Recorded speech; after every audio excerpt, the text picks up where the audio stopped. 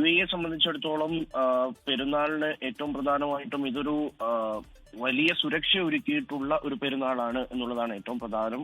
സമീപകാലത്തൊന്നുമില്ലാത്ത തരത്തിൽ ഈദ്ഗാഹുകൾ അടക്കം ഇല്ലാതെ ഈ കോവിഡ് കാലത്ത് പോലും ചെറിയ തോതിൽ എങ്കിലും നടന്നിരുന്ന തരത്തിൽ പോലും ഈദ്ഗാഹുകൾ ഇല്ലാതെയാണ് ഇത്തവണ UAE-യിൽ പെരുന്നാൾ ആഘോഷിക്കുന്നത്. അതിൽ പ്രധാനം രാവിലെ നേരത്തെ പറയപ്പെട്ടതുപോലെ തന്നെ മഴയുണ്ടായിരുന്നു. മഴയുടെ കൂടി പശ്ചാത്തലത്തിലായിരുന്നു ഈ ഈദ്ഗാഹുകൾ മാറ്റും എന്നുള്ളത് നേരത്തെ ഏതാണ്ട് തീരുമാനിച്ചിരുന്നത്. അത് പ്രധാനമായും ഈ രണ്ട് കാര്യങ്ങളും ഉണ്ടായിരുന്നു. ഇറാന്റെ ആക്രമണവും ഒപ്പം തന്നെ മഴയും ഒക്കെ കണക്കിലെടുത്തുകൊണ്ടാണ് ഈ ഒന്നും ഉണ്ടാകില്ല എന്ന് അറിയിച്ചത്. ദുബായിയെ സംബന്ധിച്ചിടത്തോളം ഈ ദുബായ് സമയം UAE സമയം 6:40 ഈദ് നമസ്കാരങ്ങൾ ആരംഭിക്കുക. അത് ഏതാണ്ട് 900 മസ്ജിദുകളിലായി ഈദ് നമസ്കാരങ്ങൾ ക്രമീകരിച്ചിട്ടുണ്ട്.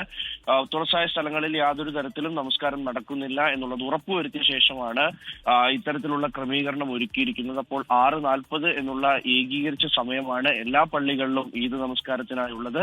മാത്രമല്ല അധികം സമയം എടുക്കാതെ തന്നെ പെരുന്നാൾ നമസ്കാരവും കുത്തുബയും ഒക്കെ കഴിയും എന്നുള്ളതാണ് വിവരം. അങ്ങനെ UAE സംബന്ധിച്ച് കഴിഞ്ഞ ദിവസം രാത്രി അലേർട്ടുകളൊന്നും വന്നിട്ടില്ല എന്നുള്ളത് ആശ്വാസകരമാണ്. ഈ നിമിഷം വരെയും ഏതാണ്ട് ഇന്നലെ വൈകിട്ട് തൊട്ട് ഈ നിമിഷം വരെയും കാര്യമായിട്ടുള്ള ആക്രമണം UAE കേന്ദ്രീകരിച്ച് ഉണ്ടായിട്ടില്ല എന്നുള്ളത് വളരെ പ്രധാനമാണ്. ഇന്നലെ രാത്രി ഉണ്ടായ ഏറ്റവും പ്രധാനപ്പെട്ട ഒരു ഡെവലപ്മെന്റ് അതൊന്ന് UAE president Donald Trump American president Donald Trump UAE പ്രസിഡന്റുമായിട്ട് സംസാരിച്ചിട്ടുണ്ട് എന്നുള്ളതാണ്. അത് ഈ ഒരു സംഘർഷം ആരംഭിച്ച് അല്ലെങ്കിൽ ഇറാന്റെ ആക്രമണമൊക്കെയും ആരംഭിച്ചതിന് ശേഷമുള്ള 3-ാം തവണയാണ് ഇരുവരും തമ്മിൽ ചർച്ച നടത്തുന്നത്.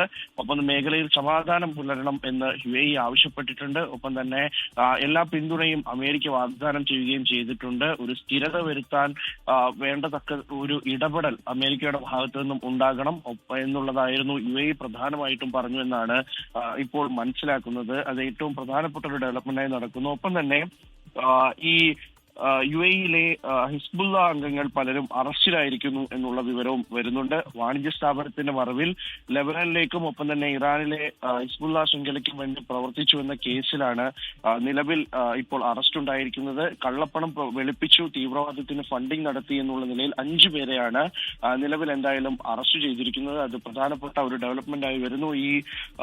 ഈ ആക്രമണം തുടങ്ങിയതിനു ശേഷം ഇത്തരത്തിൽ ഈ ഹിസ്ബുള്ള ഭീകരരെ മറ്റു പല രാഷ്ട്രങ്ങളിൽ നിന്നും അറസ്റ്റ് ചെയ്തിരുന്നു. അതിന് പിന്നാലെ UAE-യിൽ നിന്നുകൂടി അറസ്റ്റ് ഉണ്ടാകുന്നു എന്നുള്ളത് പ്രധാനമാണ്.